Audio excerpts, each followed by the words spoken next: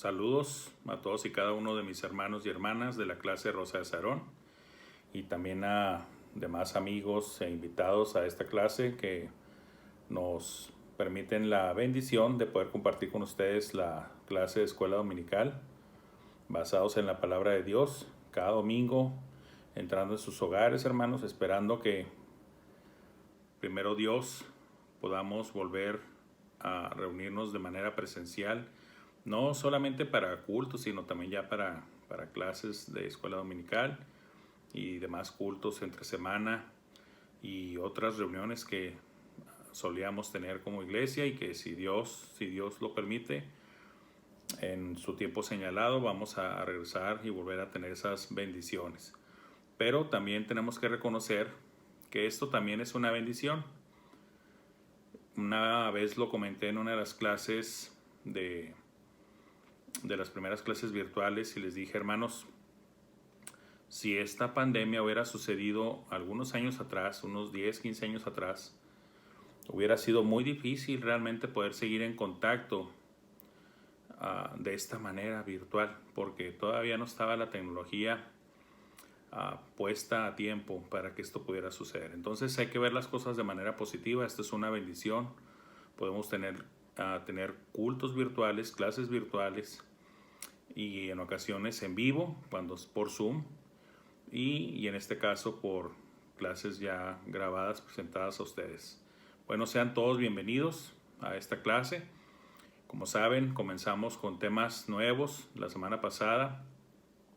¿Cómo hablar de Jesús? ¿Cómo hablar de Jesús? Es el tema principal. Y el subtema de la semana pasada fue nuestra comisión. Hablábamos de la gran comisión y de cómo hacerla nuestra.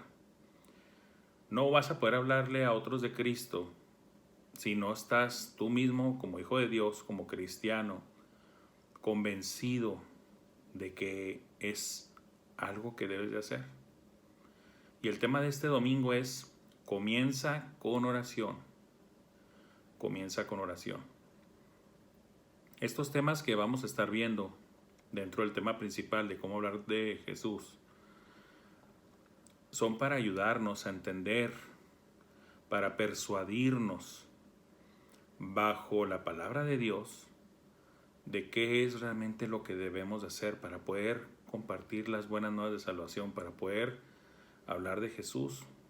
Entonces necesitamos aprender y saber y conocer cómo hablar de Jesús. Sobre todo y de manera muy especial en tiempos como estos, tiempos apremiantes, tiempos en los que hay mucha incertidumbre en la gran mayoría del mundo. Por algo están sucediendo las cosas. Por algo Dios está dentro de su voluntad permitiendo que esto suceda. No estamos diciendo que Dios lo provocó, no estamos diciendo que Dios quiere que suframos, no. Son temas muy fascinantes que podrían estudiarse a la luz bíblica para corregir muchas cosas que el mundo dice, o inclusive gente que tal vez y erróneamente se identifican como cristianos y empiezan a hablar cosas sin sentido, no basados realmente y de manera seria en un estudio de la palabra de Dios.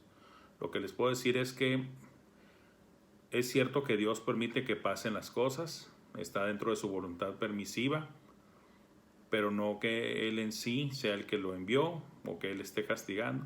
Muchas veces Dios permite que pasen las cosas, pero lo que sí dice la palabra de Dios muy claro es que aunque estas cosas sucedan así, para los que le aman, para los que están en Él, en Cristo Jesús, todas las cosas a fin de cuentas resultan para bien. Y Dios quiere que recibamos bendición. Ahora, también Dios quiere que no nos quedemos nada más nosotros con esa bendición. Vamos a ver ahora nuestra clase que toca este tema, precisamente. Comienza con oración. Miren, vamos a estar basándonos ahí en la escritura, en una de las cartas a Timoteo, en la primera carta a Timoteo, capítulo 2, de los versículos 1 al 8, para que tengan por ahí su Biblia, los que la tengan a la mano, la tengan lista. Si no tiene Biblia, no se preocupe, aquí leemos directamente la porción bíblica incluida en la revista para propósitos del estudio. Y miren, comienza con oración. Muchas veces asumimos que al ser cristianos estamos muy acostumbrados al tema de la oración. Pero ya les he mencionado en otras clases, y es necesario ahora repetirlo porque el tema es pertinente. La realidad, si somos sinceros con nosotros mismos y con los demás, se debe reconocer que no siempre es fácil llevar una vida de oración. Yo sé que algunos podrán decir, ay hermano, pero ¿cómo no? Si mire, yo oro a diario tantos minutos o media hora, 1 hora, 2 horas. Y miren hermanos, aunque me digan a mí eso, estoy hablando de conocimiento real, no de las excepciones. Sí, sabemos que siempre ha habido gente creyente que llevan una vida de oración. Está plasmado en la historia de muchos cristianos a lo largo de la vida del hombre, en nuestra historia conocida. También en la palabra de Dios hay varios ejemplos de hombres y mujeres de oración. Pero, la realidad conocida, estadísticamente hablando, de testimonio, y esto también lo pueden corroborar y verificar con los pastores, con los misioneros, con los consejeros espirituales, y les van a decir esto mismo, hermanos. Hay muchos cristianos y cristianas que batallan con la oración. Yo quiero pensar que a usted ya le tocó alguna vez escuchar un testimonio de estos. Lo que pasa es que muchas veces lo tomamos nada más como una plática casual, pero no hay que ver las cosas nada más así por encimita. Eso habla de algo que está ahí, de algo que está sucediendo. ¿Por qué no se desarrolla la vida de oración? Bueno, cuando hablas y estas personas se abren y te platican o te confiesan o te comparten de por qué batallan en llevar una vida de oración, pueden ser muchos los motivos y no necesariamente malos. Claro que se pueden dar también malos motivos, ¿verdad? Vamos a decir, y no se trata de hacer querer sentir mal a nadie. Este es un tema que estamos hablando precisamente de qué debemos hacer para llevar a cabo las cosas. ¿Cómo hablar de Jesús? Bueno, comienza con la oración. Pero para que comience con la oración, pues tú tienes que precisamente hacer oración. Y es cuando muchos van a decir y lo dicen, ay hermano, ya me la puso difícil, es que se trata de orar, ¿verdad? Pues mire, yo batallo para hacer una oración de 5 minutos. Batallo muchísimo para que sea de 10. No se diga si usted me pide que... No se trata que yo le pida.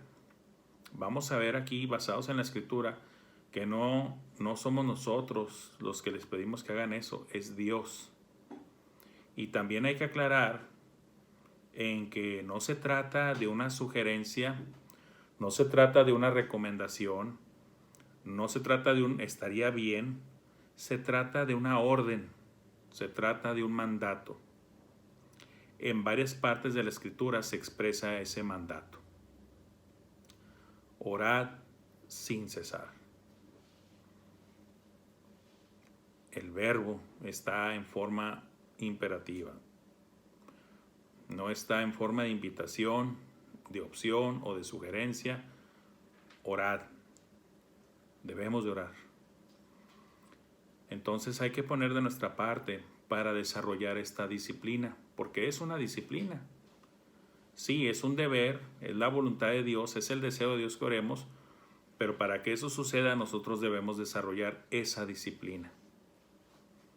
Y como toda disciplina involucra consistencia, constancia, tiempo, esfuerzo, para que pasando el tiempo se convierte en un hábito, no en una costumbre. No me gusta decir una costumbre porque se puede malinterpretar, pero sí en un buen hábito que a fin de cuentas tú vas a saber que como cristiano es algo que debes de hacer porque es un mandato de Dios, ¿sí? Pero estamos hablando, viéndolo desde el punto de vista de que hay que llevarlo a cabo como una disciplina para que ya se quede como parte regular de nuestras vidas, la oración, ¿sí? Y bueno, ¿en qué vamos a enfocar ahora el tema de la oración? Además de que debes de hacerlo. Bueno, hay muchos temas de la oración en la Biblia y ahora vamos a estar cubriendo uno en particular. Si el tema principal es cómo hablar de Jesús, entonces este subtema de que inicia con oración o comienza con oración, pues está relacionado al tema principal. Miren, vámonos primeramente ahí a 1 Timoteo, ¿sí? Capítulo 2, y vamos a ir viendo cada uno de los 8 versículos que vamos a cubrir en esta lección. Comienza así, en la palabra de Dios dice así. 1 Timoteo 2 y versículos 1 y 2 dice así: exhorto ante todo a que se hagan rogativas, oraciones, peticiones y acciones de gracias por todos los hombres, por los reyes y por todos los que están en eminencia, para que vivamos quieta y reposadamente en toda piedad y honestidad. Aunque vamos a ir analizando uno por uno, tal vez nos adelantemos un poco en decir un poquito el contenido de los siguientes versículos para que vean que están conectados con los primeros y entender mejor la lección. Exhorto ante todo. Versículos anteriores, Pablo rogaba que se orara, pero ahora exhorta, ¿sí? Estamos hablando de diferentes términos y estamos hablando de diferentes presentaciones en la palabra de Dios que nos llevan a fin de cuentas a que hermanos deben orar, deben orar. Ahora, mencioné, se debe orar por muchas cosas, pero ahorita en el tema es exhortándola de cómo hablar de Jesús. Bueno, el primer tema dijimos, pues haz tuya la gran comisión. ¿Por qué debes de hablar de Jesús? Porque es una comisión que el Señor te encargó a ti como miembro de la iglesia, o sea que se le encargó a la iglesia. Y ahora dice, comienza con oración, o sea que tú como creyente debes de estar comprometido a hacer oración. ¿Y de qué debo hacer oración? Bueno, exhorta ante todo a que se hagan rogativas, oraciones, peticiones y acciones de gracias por todos los hombres. Por todos los hombres. Habíamos tocado y mencionado en el tema anterior, y lo he mencionado en varias de mis clases, señalando el error doctrinal de corrientes inclusive que vienen desde la Reforma, que quieren ver de que esto de la salvación y de que evangelizar y discipular es nada más para unos cuantos. Me refiero a personas destino, o sea que el evangelio va a llegar y la salvación va a llegar a aquellos que están destinados a eso, y algunos se van al extremo de decir, no, pues ni siquiera hay que salir a buscarlos y ni siquiera hay que orar por ellos, Dios los va a traer. Eso es falso y es antibíblico, y no importa que grandes nombres de teólogos o de posiciones prominentes en alguna escuela o en alguna academia quieran decir lo contrario. Yo no presumo saber más que ellos ni nada por el estilo. Lo único que sí puedo decir es pónganse a leer bien la Biblia y detenidamente. Ahí van a decir, lo hacemos, ¿verdad? Pues sí, también los fariseos y los saduceos y los escribas lo hacían y estaban también bien errados, ¿verdad? Y así lo dijo el Señor Jesús. Es sencillo, hermanos, es sencillo.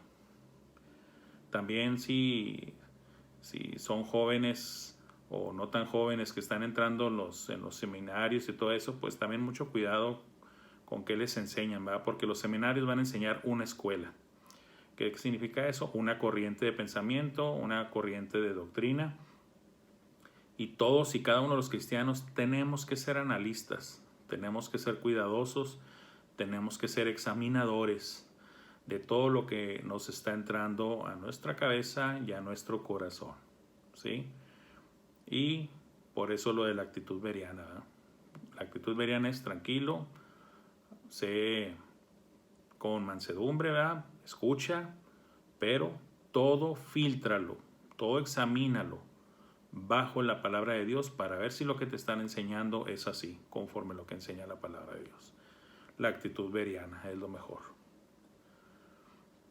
¿Por qué estoy diciendo todo esto? Porque tengo que aclarar aquí que dice que hagamos estas oraciones, rogativas y peticiones por todos los hombres, no por unos cuantos, no nada más por los que me interesan, no por los que siento afinidad con ellos, no solamente por mi familia cercana, no solamente por mis amigos, por todos, todos tus vecinos, todos tus compañeros de trabajo, todos tus compañeros de escuela, todas tus amistades, incluyendo también aquellas personas que no te son agradables, que no te caen bien, o simplemente que son tus enemigos, que te han querido hacer maldades, hacerte daño, que te han calumniado, te han difamado. También a eso se incluye. Obviamente. Siempre de hecho se debe orar por los enemigos. Nosotros también fuimos enemigos de Dios. Nuestros pecados nos separaban de Él y estábamos muertos en nuestros delitos y pecados. Aún así, Dios nos amó y Dios actuó en nuestro favor. Y nosotros debemos de ser imitadores de Cristo. Por lo tanto, también nosotros debemos de hacerlo. Y una parte importante y primordial de ello es la oración por los enemigos. Hay que orar por los reyes y por todos los que están en eminencia. ¿Para qué? Para que vivamos quieta y reposadamente en toda piedad y honestidad. No se trata de irnos a los extremos y decir, yo me hice cristiano porque me prometieron que iba a vivir en abundancia, me iba a hacer rico y ya no iba a sufrir nada, ni enfermedades, ni necesidades, ni pérdida de trabajo, ni falta de sustento. Bueno, ese extremo es antibíblico y es malo. También el otro extremo de prometer y decir que automáticamente vas a ser miserable y vas a estar saliendo de un problema y te vas a estar metiendo al otro y vas a sufrir mucho esto, mucho el otro. O sea, pintar el cuadro completamente miserable y todo también es una exageración que no tiene base bíblica. Siempre tenemos que ser bien templados en ese aspecto del conocimiento bíblico, ser realistas y saber que todo tiene un balance. ¿Y a qué me refiero con esto? Si se fijan, aquí está diciendo el autor, para que vivamos quieta y reposadamente en toda piedad y honestidad. Claro que queremos vivir de manera tranquila, en paz, para que podamos también estar haciendo la obra del Señor en paz. ¿Y cómo se logra esto? Orando por los gobernantes, por los reyes, por los que están en eminencia. Ahora, pocos países sostienen todavía lo que son sus monarcas, lo que son sus reyes, como Inglaterra, se me ocurre decir Inglaterra, España, creo que también Irlanda. Hay otros países, sobre todo del viejo mundo, europeos, que mantienen todavía que tienen reyes. Nosotros no estamos acostumbrados a eso. Para nosotros es presidentes, ¿verdad? Gobernadores. Pero bueno, aquí la palabra lo bueno es que dice para todos los que están en eminencia. Y bueno, pues nuestros presidentes, nuestros gobernadores, nuestros presidentes municipales, pues están en eminencia. Hay que orar por ellos. ¿Para qué? Para que estemos todos quieta y reposadamente. ¿No desea usted eso, estar quieta y reposadamente? El apóstol sí lo deseaba y de hecho estaba diciéndole a la iglesia a través de su siervo Timoteo de que se hicieran esas oraciones y esas rogativas para que esto fuera así. Pero esto también involucra orar por la salvación de estas personas. De hecho, es la principal oración, porque solamente la salvación en estas personas va a traer verdaderamente estas consecuencias. ¿Y cómo sabemos que se trata de eso? Pues por los siguientes versículos, porque al seguir leyendo los siguientes versículos nos vamos a dar cuenta de esto. Vamos a conectar este versículo 2, ¿verdad? Con el siguiente versículo 3, en 1 Timoteo 2. Dice el versículo 3, porque esto es bueno y agradable delante de Dios nuestro Salvador. ¿Qué es bueno? De que estemos orando por ellos, por nuestros reyes y gobernantes, el cual quiere que todos los hombres sean salvos y vengan al conocimiento de la verdad. Aquí en este versículo se nos da la respuesta. ¿De qué estaríamos orando por ellos? Pues por su salvación. Y para que esa salvación en ellos obviamente traiga la consecuencia, vamos a decirlo así, de que no sean adversos o contrarios al cristianismo y por lo tanto no lo persigan y nos dejen estar quieta y reposadamente. ¿Por qué? Porque aquí lo dice, que es bueno y agradable delante de nuestro Dios, nuestro Salvador, esto, de que oremos por ellos. ¿Y por qué? Pues Él quiere que todos los hombres sean salvos y vengan al conocimiento de la verdad. Y vuelvo a hacer énfasis en la parte en la que dice, Él quiere que todos los hombres sean salvos y vengan al conocimiento de la verdad. Aquí estamos hablando de toda la humanidad. Él quiere que toda la humanidad sea salva y vengan al conocimiento de la verdad. No unos cuantos nada más, sino todos, todos, todos. ¿Sí? Ahora usted puede decir, bueno, hermano Franco, pero todos se salvan, todos vamos a ir al cielo, no. Tendríamos que expandirnos obviamente en la explicación de la doctrina y veríamos que la salvación solamente se hace efectiva en aquellos que se humillan y que ejercen fe en Jesucristo. Acuérdense, es claro en la palabra de Dios, fe y arrepentimiento.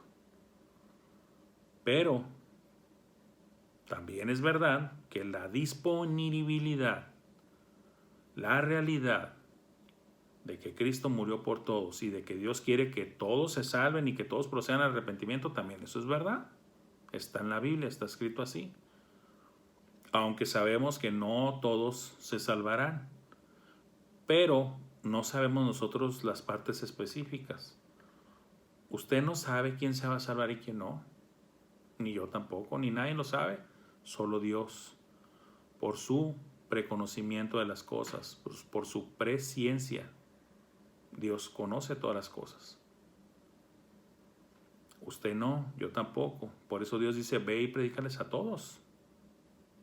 Y enséñales a todos. Para todos está disponible. No todos se van a salvar, pero para todos está disponible. ¿Sí? ¿Y todo esto por qué? Porque hay un solo Dios y un solo mediador entre Dios y los hombres, Jesucristo hombre, el cual se dio a sí mismo en rescate por todos, de lo cual se dio testimonio a su debido tiempo. Miren, hermanos, les he dicho en otras clases, a ustedes mismos en la clase o a otros alumnos, lo siguiente. Muchas veces nos sentimos muy contentos, muy gozosos de estar en Cristo Jesús, de conocer la verdad, de conocer la palabra de Dios, de sabernos bendecidos en gran manera, de que Dios se haya fijado en nosotros y que nos haya dado esta oportunidad de conocerle y de ser conocidos por Él para salvación de nuestras almas y de poseer la verdad, el verdadero evangelio de Cristo Jesús. Pero también debemos de pensar en esto. Todas esas grandes bendiciones que acabo de mencionar y que poseemos son también una gran responsabilidad. Es que yo tengo la verdad. Ok. ¿Y qué vas a hacer con ella? la vas a ir y enterrar y guardarla y ya no volverla a sacar de ahí, nada más saber de que tú tienes un tesoro ahí guardado, escondido, enterrado, o vas a compartir.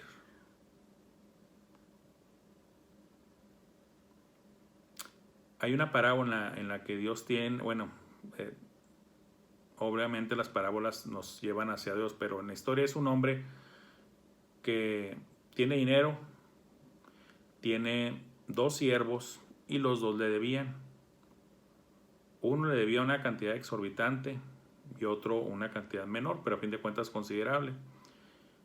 Agarra primero al que le debe mucho y este deudor le ruega mucho al Señor que le perdone, que le dé chance de pagarle, que no lo mande a la cárcel, que mira, yo te voy a pagar hasta lo último, nomás dame oportunidad. Y el Señor se conmueve y le perdona la deuda. No solamente le dice, ok, ve a trabajar y págame, no, le perdona la deuda, una deuda impagable de millones, literalmente hablando de millones, en equivalencia a lo actual, ¿verdad? Pero este siervo sale y se topa a uno que le debía a él y una cantidad nada comparable con lo que él le debía a su señor y que le fue perdonado, y sin embargo no lo quiere perdonar. Lo agarra, lo asfixia y le dice, págame hasta lo último, si no vas a la cárcel, ¿verdad? Cuando los otros siervos de este señor se dan cuenta de la maldad de este hombre, lo que hizo, de cómo él habiendo sido perdonado de una deuda impagable, en vez de haber hecho lo mismo con el que le debía a él, lo refundió, ¿verdad?, en la cárcel. ¿Qué pasó? Que le dicen al Señor, mira, este es lo que hizo este malvado. Y el Señor lo manda a hablar y dice, ven para acá, malvado. Yo a ti te perdoné todo lo que me debías, una cantidad que jamás ibas a poder pagarme, y te perdoné. ¿No debías haber tú hecho lo mismo con el que te debía a ti? Por lo tanto, vas para el bote, vas para la cárcel hasta que pagues lo último que me debes, por malvado. Y déjenme decir lo siguiente, muchas veces creemos que las cosas en la Biblia no pueden aplicar para nosotros, pero hay que siempre leerlo con esos ojos, hermanos. No estoy diciendo que todo lo de la Biblia nos va a aplicar a nosotros, pero la palabra de Dios dice, la misma palabra de Dios, que todo lo que está escrito es para nuestro ejemplo. La palabra de Dios se quedó escrita para nosotros y que debemos de aprender de todos y cada uno de los pasajes. ¿Y qué nos enseña este pasaje? Que Dios no ve con buenos ojos a alguien que es perdonado por esa gran deuda que tenía para con Él. En nuestro caso, hermanos y hermanas, la gran lista de pecados que nos separaban de Dios y que jamás, aunque fuéramos crucificados, ni aún así hubiéramos podido pagar porque no hubiéramos sido dignos. Estaríamos simplemente muriendo en nuestros pecados y recibiendo la paga justa por nuestros pecados. La paga del pecado es la muerte, dice Romanos.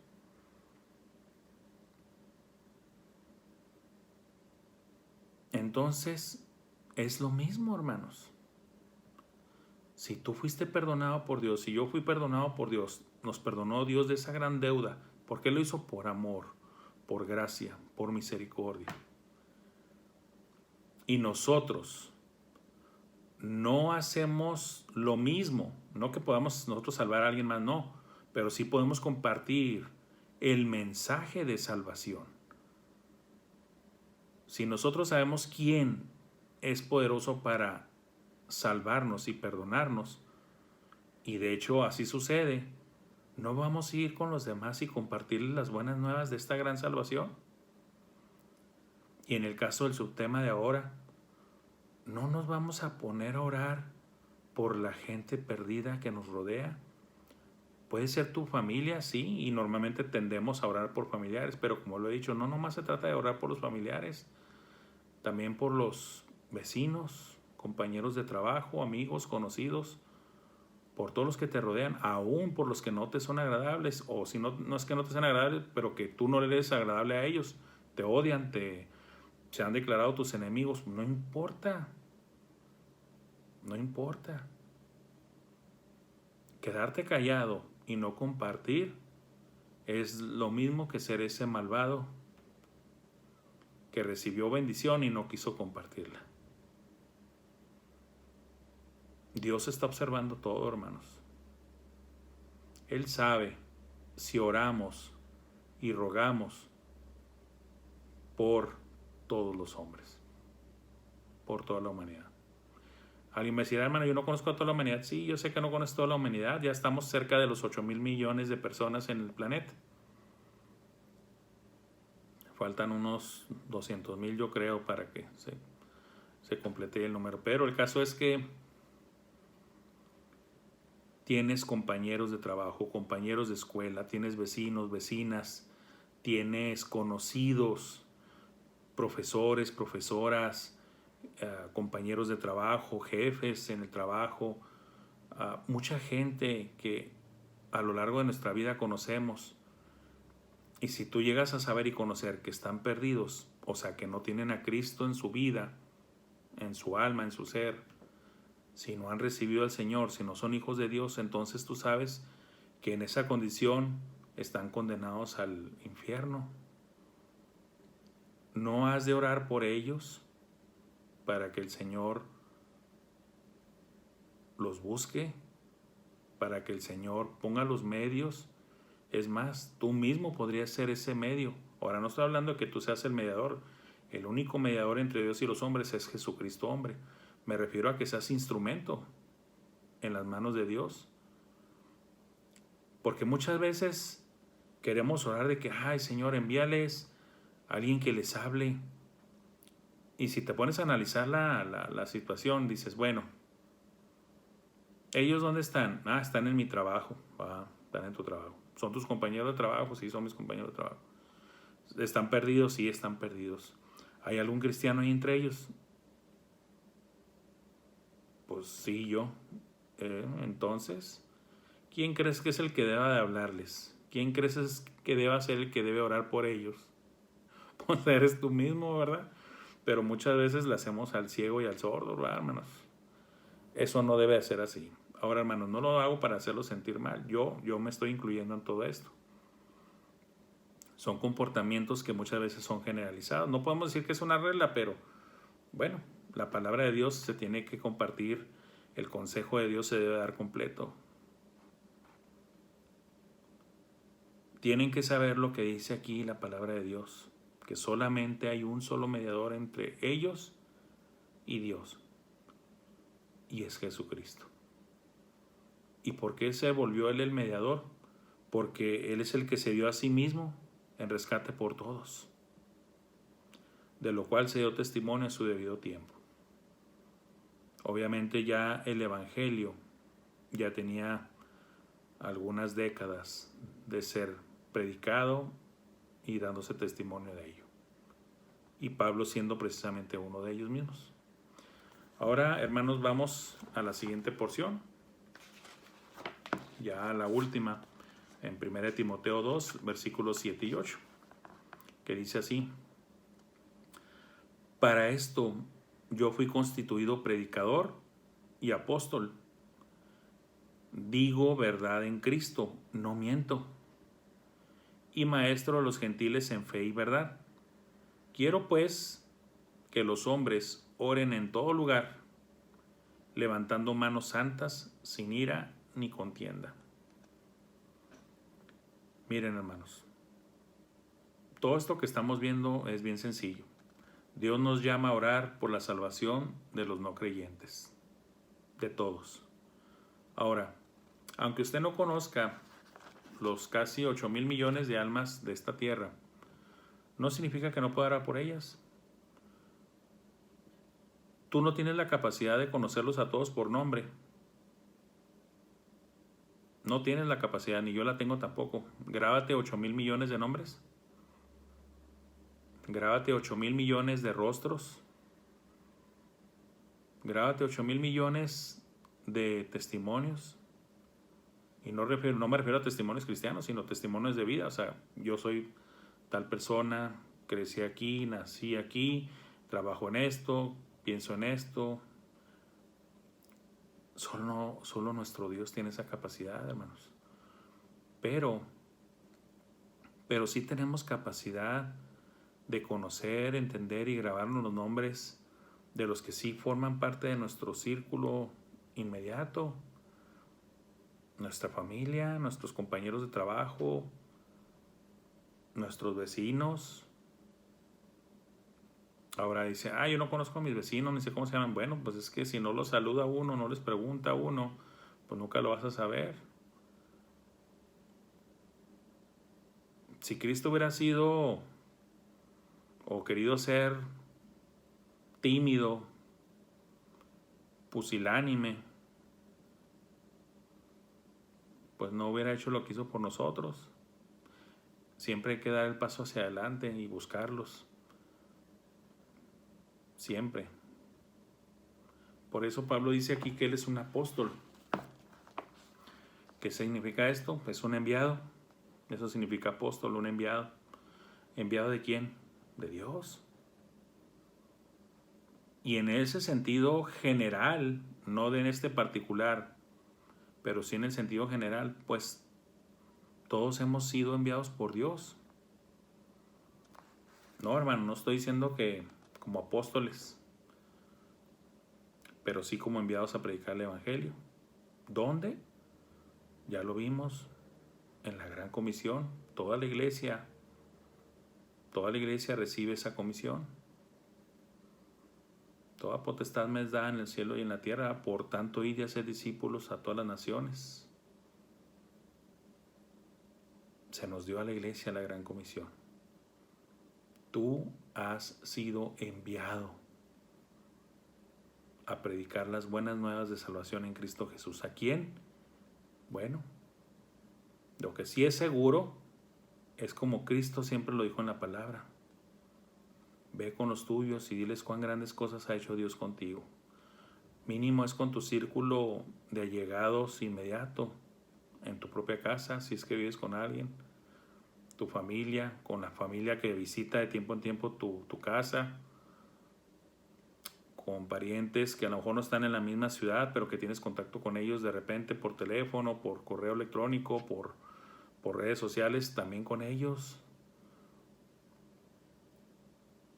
De hecho, nos pasa a todos, muchas veces o la mayoría del tiempo, vemos más tiempo y más frecuentemente a personas que no son nuestros familiares que a nuestros propios familiares. Obviamente, pues tus compañeros de trabajo y tus vecinos siempre están ahí.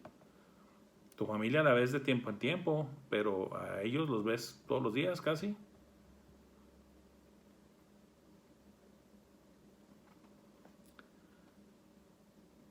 Para esto yo fui constituido predicador y apóstol. ¿Para qué? Para estar haciendo todo esto de compartir las buenas nuevas y de estar orando por el mundo perdido. Eso es lo que está diciendo Pablo. Y llama la atención cómo le pone un sello a esto que está diciendo él. ¿Dónde? Cuando dice, digo verdad en Cristo, no miento. Estas son palabras fuertes, hermanos. Es como decir en nuestra actualidad, no estoy jugando. No estoy jugando con esto que estoy diciendo. Es algo muy, muy serio. Eso es lo que está diciendo aquí, básicamente, entre líneas, Pablo. Digo verdad en Cristo, no miento. O sea, para esto me fui constituido. Esto es mi trabajo de tiempo completo. A esto me dedico. A esto me asignó el Señor. Es tan serio que me dedico a ello. Soy un apóstol, soy un predicador, dice Pablo.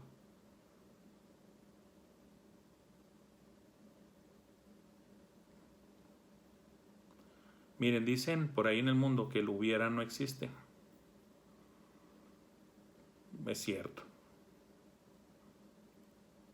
Pero aún así, no podemos muchas veces dejar de decir cosas como esta, que me voy a permitir decir ahorita con ustedes. ¿Cómo serían las cosas? ¿Cómo sería nuestra ciudad? ¿Cómo sería nuestro vecindario, nuestro fraccionamiento, nuestra colonia, nuestra familia?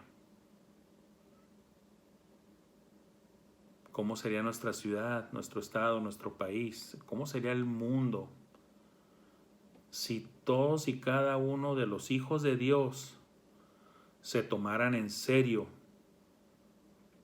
el trabajo, la asignación, la comisión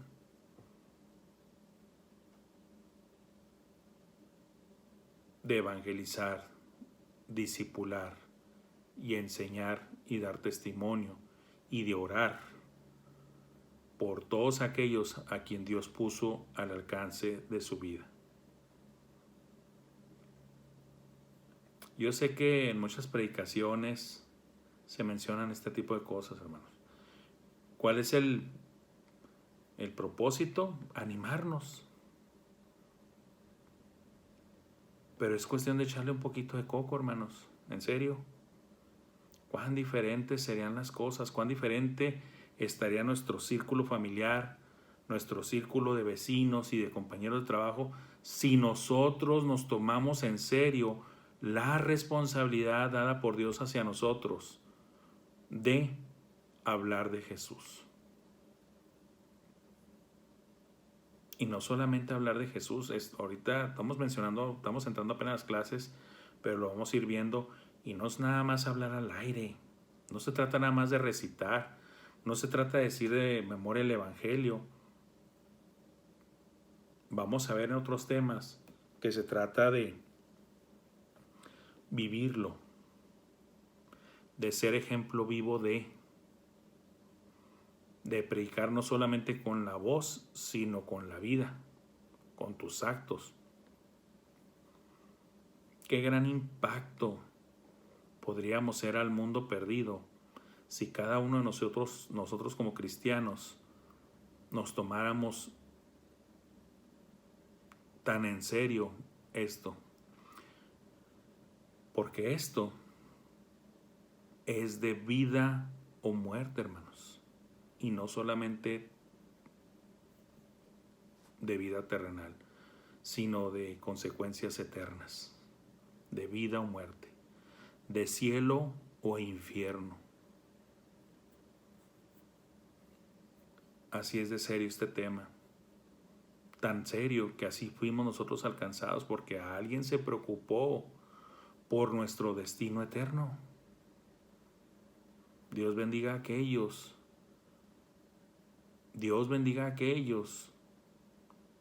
que se tomaron en serio su comisión de orar por nosotros, de estar en oración intercediendo por nosotros en el nombre de Jesucristo. ¿Para qué? Para nuestra salvación.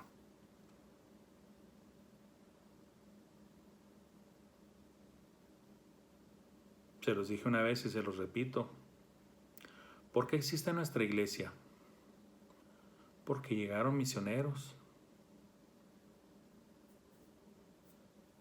Y esos misioneros salieron de otra iglesia que también existe porque llegaron misioneros.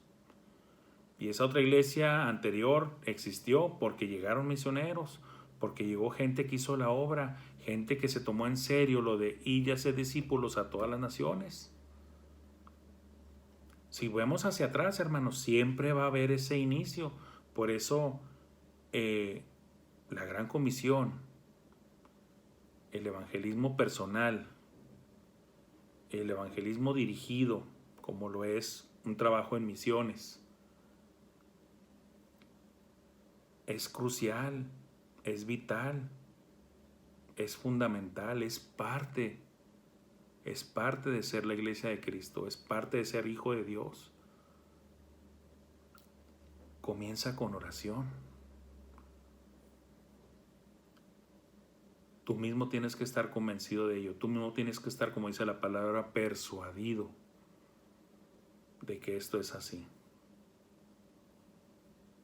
Y bueno, hermanos y hermanas, vamos a estar viendo todos estos temas. ¿Cómo hablar de Jesús? Bueno, primero tienes que estar convencido de que la gran comisión es tuya. Tú estás dentro de ella, tú debes de hacerla.